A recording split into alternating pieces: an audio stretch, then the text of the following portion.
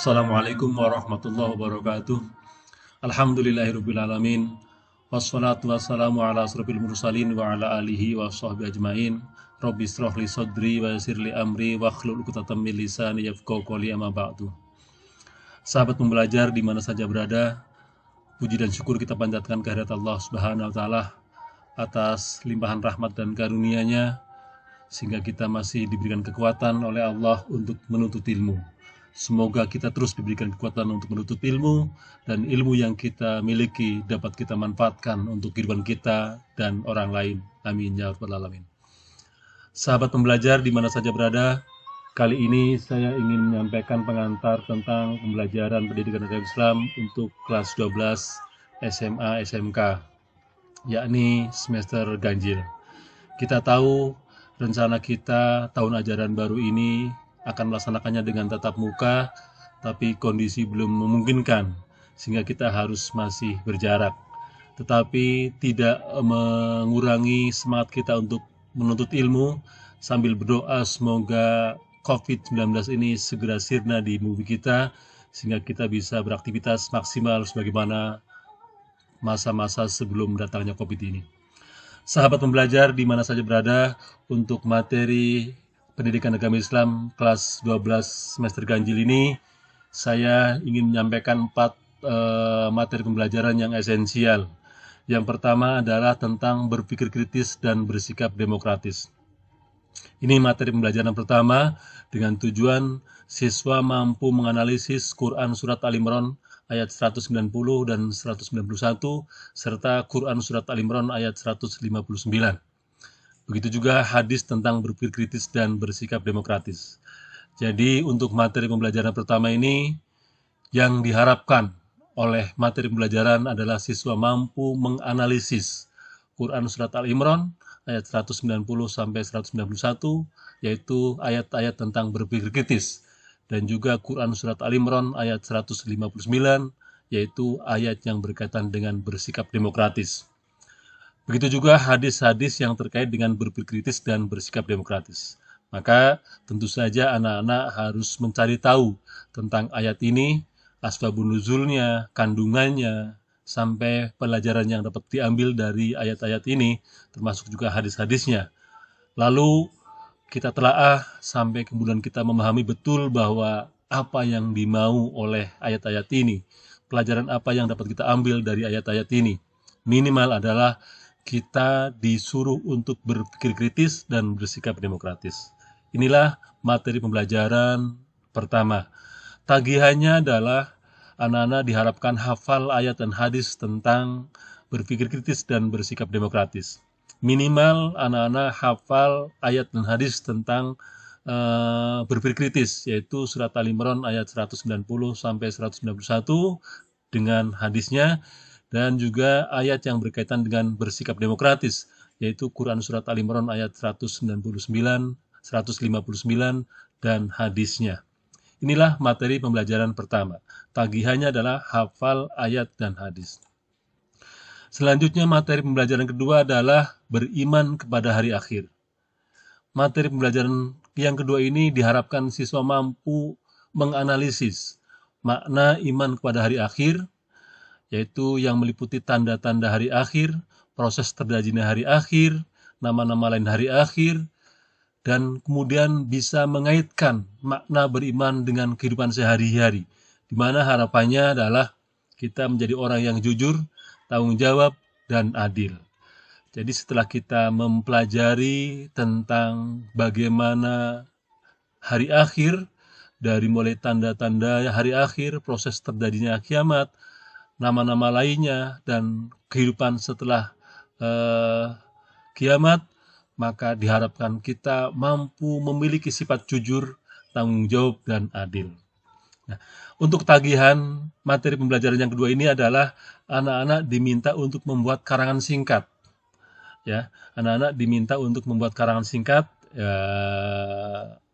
satu halaman saja, yaitu yang berkaitan dengan hikmah di balik tragedi kemanusiaan COVID-19 yang banyak menelan korban di Indonesia, dan bagaimana kita menyikapinya. Kita tahu bahwa COVID-19 akhir-akhir ini banyak menelan korban yang begitu banyak sekali. Para ulama banyak yang wafat, anak-anak muda banyak yang wafat, orang yang sudah tua juga demikian, pokoknya banyak sekali. Dan ini meskipun bahwa kematian itu adalah takdir Allah, tapi eh, paling tidak ada satu perasaan bahwa ini diantaranya adalah akibat dari COVID-19.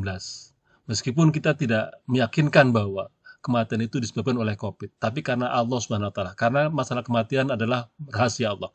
Tapi paling tidak dengan kondisi wabah yang begitu masif ini dan menelan korban banyak, maka kita perlu berhati-hati. Nah, oleh karena itu anak-anak diminta untuk membuat satu karangan singkat tentang hikmah di balik tragedi kemanusiaan COVID-19 ini yang banyak menelan korban dan bagaimana kira-kira kita sebagai orang yang beragama menyikapinya. Itulah materi pembelajaran yang kedua. Selanjutnya, materi pembelajaran yang ketiga adalah ketentuan pernikahan dalam Islam. Materi pembelajaran yang ketiga ini diharapkan siswa mampu menganalisis ketentuan pernikahan, mampu mengetahui syarat pernikahan, rukun pernikahan, syarat sah pernikahan, kewajiban suami, kewajiban istri, kemudian siapa yang boleh kita nikahi, siapa yang tidak boleh, atau yang dimaksud dengan mahram, dan kemudian diakhiri dengan kajian tentang perceraian atau talak. Nah, ini dianalisis sampai kemudian diharapkan setelah kita mampu menganalisis tadi, kita bisa mempersiapkan diri sebagai calon suami dan calon istri yang soleh dan soleha, dan bisa menjadikan keluarga yang sakinah, mawaddah warahmah. Jadi, anak-anak sekalian, kalian coba pelajari, amati, analisis tentang syarat pernikahan menurut Islam, rukun pernikahan, kewajiban suami seperti apa, kewajiban istri seperti apa itu mahram, dan apa itu talak atau perceraian. Nah, lalu kemudian dipersiapkan untuk menjadi seorang calon suami dan istri yang soleh dan soleha. Sahabat pembelajar di mana saja berada, tagihan dari materi pembelajaran yang ketiga ini adalah anak-anak diminta untuk membuat solusi. Jadi belajar menjadi pelayan konsultasi pernikahan, menjadi konsultan pernikahan, ya. Jadi coba anak-anak amati dalam kehidupan masyarakat, bisa melalui informasi-informasi media maupun mendengar langsung peristiwa itu dalam lingkungan kita, ada hal-hal yang berkaitan dengan permasalahan dalam rumah tangga, lalu kira-kira bagaimana cara menyelesaikan masalahnya. Ya, jadi mencoba untuk meriset, meneliti bagaimana kondisi rumah tangga orang-orang yang kita amati. Apakah mereka pernah mengalami peristiwa-peristiwa yang dihadapinya? Kalau pernah mengalami seperti apa peristiwanya, masalahnya seperti apa, lalu kira-kira anak-anak bisa mencari solusinya. Bagaimana solusinya? Tentu saja solusi yang ditawarkan adalah solusi sesuai dengan ajaran Islam. Ya, ini tagihannya. Jadi tagihannya anak-anak membuat solusi dari permasalahan yang anak-anak amati dari lingkungan sekitar, baik melalui video, media sosial maupun yang lainnya. Ya. Mudah-mudahan dengan banyak kita mendapatkan solusi dari peristiwa-peristiwa yang kita amati ini, kita akan siap untuk menghadapi rumah tangga ke depan. Itulah materi pembelajaran yang ketiga. Materi pembelajaran yang terakhir adalah strategi perkembangan Islam di Indonesia. Ya, jadi tujuan materi pembelajaran kita adalah siswa mampu menganalisis strategi dan perkembangan dakwah Islam di Indonesia. Cara masuknya seperti apa, kapan, di mana, cara berdakwahnya seperti apa, teknik berdakwahnya seperti apa, perluasan wilayahnya dari mana saja, dari mulai Indonesia bagian baratkah, tengah, timur, dan seterusnya. Silakan dicari tahu tentang strategi dan perkembangan dakwah Islam di Indonesia.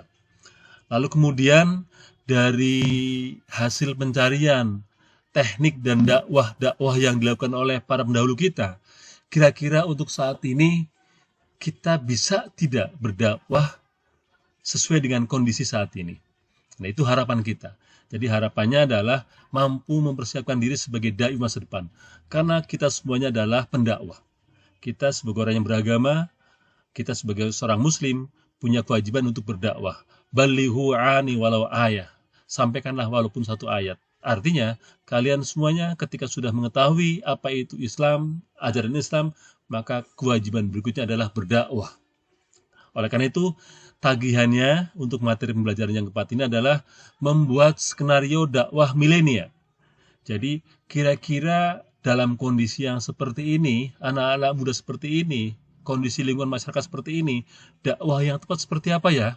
Nah, silakan kalian cari ide-ide kreatifnya untuk membuat membuat strategi atau desain dakwah yang menarik, yang komunikatif, yang efektif pada masa-masa saat ini di lingkungan kita maupun di mana saja.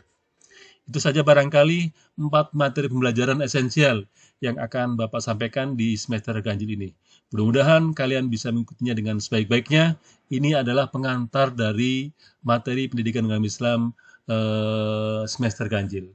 Untuk selanjutnya nanti silakan kalian melihat secara detail masing-masing materi pembelajaran, karena nanti Bapak akan sampaikan juga materi-materi pembelajaran secara detail apa yang tadi sudah dijelaskan. Terima kasih, mudah-mudahan anak-anak semuanya bisa semangat untuk belajar meskipun pada kondisi pandemi ini, dan terus berdoa semoga kita diberikan kekuatan oleh Allah Subhanahu wa taala untuk menghadapi situasi yang genting ini dengan tabah, sabar dan sungguh-sungguh untuk berikhtiar kepada Allah Subhanahu wa taala. Dan jangan lupa, jangan tinggalkan sholat. Jangan tinggalkan sholat. Jangan tinggalkan sholat. Terima kasih. Aku qouli hadza wassalamualaikum warahmatullahi wabarakatuh.